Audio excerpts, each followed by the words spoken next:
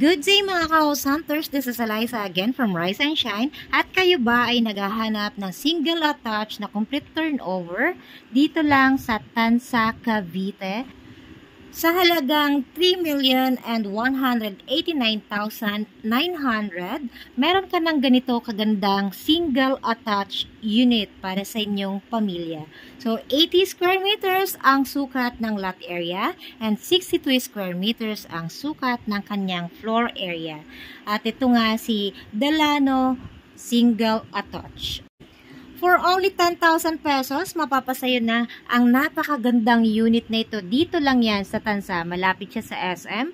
Malapit din lang siya sa mga pamilihan at sa mga grocery stores na kailangan ninyo sa araw-araw.